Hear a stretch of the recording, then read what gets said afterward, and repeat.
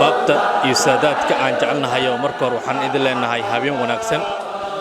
حلقان أينو إذن هاللينو ساعد وحمريسا سقال ساعة لواتن يكون دقيقة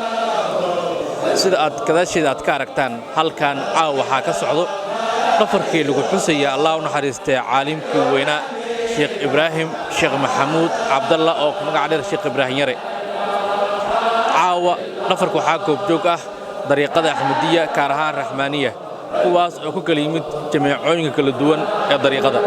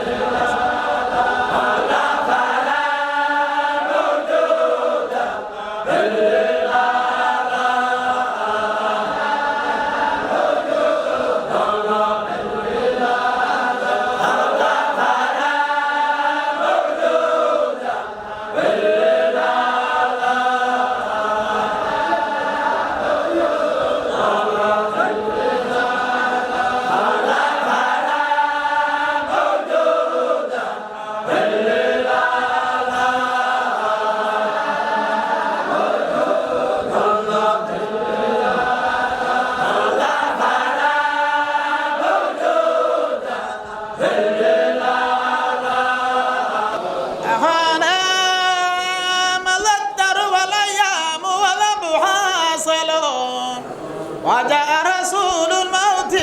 والقلب غافل نعيمك في الدنيا غرور وحسرة وعيشك في الدنيا محال وبادر أرى كل شيء ما خلقه بادر وكل شيء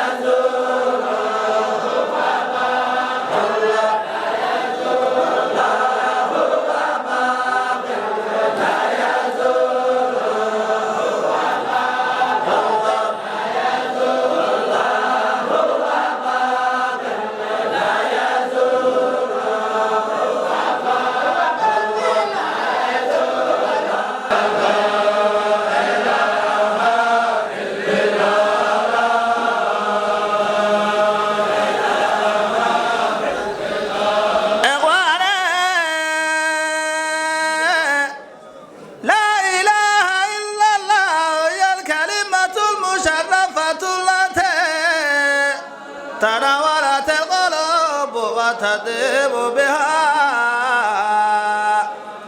ويا سراج القلوب ونور القبر قولوا لا إله إلا الله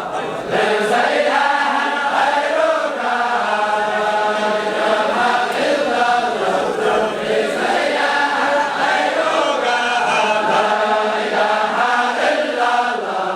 ليس إله غيرك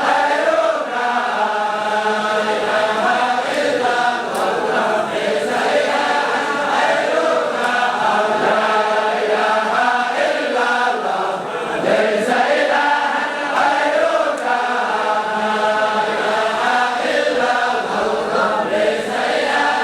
غيرك لا إله إلا الله ليس إله غيرك لا إله إلا الله ليس إله غيرك أنت إله كامل قبل الزمان يا الله ليس إلها غيرك لنا في الكون يا الله معز من تشاء منا مذل من تشاء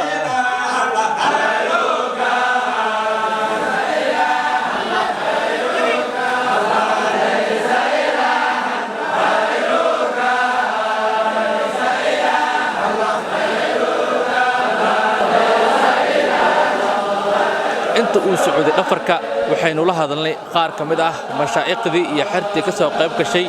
dhafarka. السلام عليكم ورحمة الله وبركاته.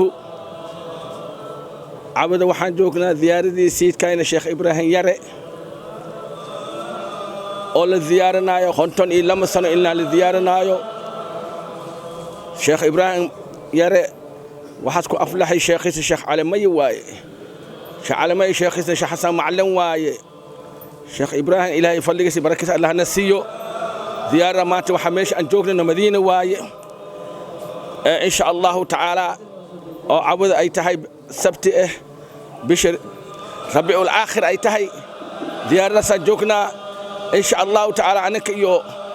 آل أحمد ككل واحد من ملاحة خير بشار الهنسيو دكي ميشا ملاحتك إيش هيرش إبراهيم إن شاء الله تعالى عمر دير مع العباد الله سيو خير بشار. يقول الله جل شأنه في كتابه العزيز وأصدق القائلين جل جلاله ألا إن أولياء الله لا خوف عليهم ولا هم يحزنون الذين آمنوا وكانوا يتقون لهم البشرى في الحياة الدنيا وفي الآخرة لا تبديل لكلمات الله ذلك هو الفوز العظيم. أخوة الأعزاء سلام الله عليكم ورحمة الله وبركاته. حنكسو النهي يأتي شيخينا حاجي إبراهيم يري kamid ahay aabayaalkii diinta islaamka u soo khidmeeyay waxaan leenahay asiga iyo inta lamidaba jazaahumullahu anna khayran ilaahay xaqeena ha uga abaalmariyo thawaab jaziila anagana kuwii quraafkooda iyo saantooda iyo dhaxalkooda say nabiga uga soo qaadin oo haya Allah naga dhigo. waxaan joognaa caawa ziyaarada sheekheena Sheekh Ibraahim Sheekh Maxamuud oo ahaa caalim weyn oo ka baxay madrasada sheekheeni weyna caalimka ahaa sheekha Soomaaliyeed ahaa ee laga wada diin qaaday Sheekh Cali Maye saaxiibul marka ahaa marka Sheekh Ibraahim Yare khayr badan Allah siiye jannada firdaws Allah ka waraabiyo waa sheekh weyn waxaa lagu ziyaaray jiray deegaanka la yiraahdo Masgaway oo ka tirsan gobolka Galgaduud gaar ahaan degmada Galcad marka Sheekh Ibraahim wuxuu ahaa sheekh weyn oo laga diin qaaday annaga waxaan ka soo jeednaa dadkii alxamdulillah ay ka wax bartay ayaa annaga xirtiisa nahay sheekhana waxaa la dhahaa oo wax baray Sheekh Muxudiin Sheekh Umar Garweyne oo deegaanka la foole ku sugan oo alxamdulillah Sheekh Ibraahim ka akhristay kitaabada iyo alxamdulillah cilmiga dhamaantiis biyo quraanka saadaraad ziyaaradani waxaan uga qayb geli jirnay alxamdulillah Masgaway aan uga qayb geli jirnay waxayna ahayd ziyaar aad iyo aad ay isugu yimaadaan culimada dhamaantood Allah u naxariistay Cali Nuur Maxamed Ziyaad Sheekh Usmaan Xidig Allah ka raali noqday Cali Cabdullaahi Maxamed Jaqof iyo Sheekh Aamir Allah u naxariistay iyo mashaayikh kale oo intaas kale oo si badan marka ziyaarada sheekheena inta aan ka xasuusto waxay socotaa muddo sida la sheegay anigu maqalkiigu uu yahay 52 sano waxaanu joognaa ziyaarada weliga ilaahay oo lagu magacaabo Sheekh Ibraahim Maxamuud oo ku magac dheer Sheekh Ibraahim Yare oo kamid ah ilaahay adoonkiisa oo raali ka noqday waxay akhyaarta markay wacdihaayeen ay dhihi jireen ninkii dhafro ayaa loo dhafraa marka insha Allah 9 saac habeenimo ayaan joognaa waxaana joognaa dhafarka weliga ilaahay marka ilaahay subxaanahu wa ta'aala ayaa mahad lagu kulmiyay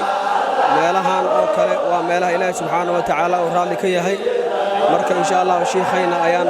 ziyaaroohaynaa insha Allah ta'aala annagoo ah jamaacada la foole oo ku magac dheer sheekhayna Sheekh Muhammad Sheekh Margarweyne oo kamid ah khulafada Sheekh Ibraahim Yare wax ka qaadatay marka insha Allah mashaariicda kor Allah ka dhigo cilmigooda iyo diintooda ayaan ku nacafiyohaynaa Allah nagu anfaco saadaam Cabdulla Siyaad shabakatul mutaxaabuuna fillah magaalada Muqdisho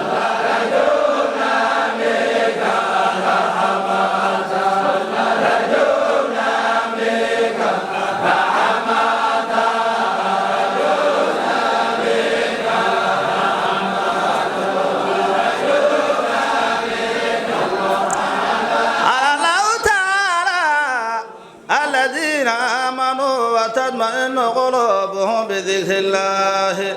ألا بذكر الله تطمئن القلوب قال الله تعالى الذين آمنوا وعملوا الصالحات طوبى لهم وحسن مآب